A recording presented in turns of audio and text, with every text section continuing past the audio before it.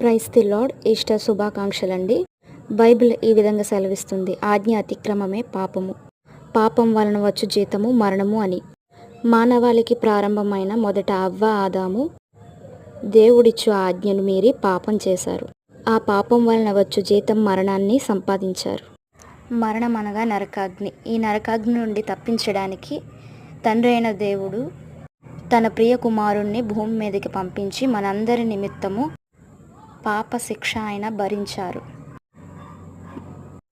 ఒక పరిశుద్ధుని రక్తము మాత్రమే పాపము నుండి మనల్ని విమోచించగలదు.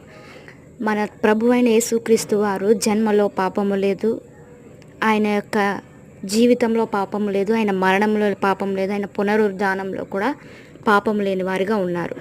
ఆయన ఏ పాపము లేని వారిగా మన కోసం ప్రాణం పెట్టి మన యొక్క అపవిత్రతను అంతటిని ఆయన రక్తంలో కడిగి వేసి మరలా ఆయన సమాధి చేయబడి 3వ దినాన తిరిగి లేవడం జరిగింది.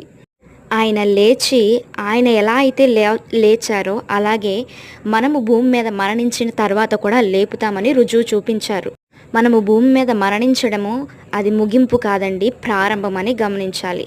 ఎందుకంటే మనం భూమి మీద మరణించి తిరిగి మనం పైకి దేవుని యొక్క రాకడలో మనం అందరూ కూడా పైకి ఎత్తబడతాం. అలా ఎత్తబడాలంటే దేవుని రక్తంలో మనం అందరూ కూడా కడగబడాలి. అలా కడగబడుతున్నామని దేవుని యందు విశ్వాసం ఉంచాలి.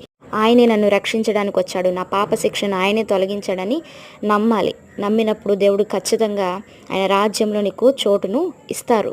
ఆదాము ద్వారా వచ్చిన మరణాన్ని యేసుక్రీస్తు వారు మరణాన్ని సహితం జయించి మరణపు ముళ్ళును విరిచి మనకి విజయాన్ని ఇచ్చి నరకానికి పోకుండా పరలోకానికి వెళ్ళే మార్గాన్ని చూపించారు.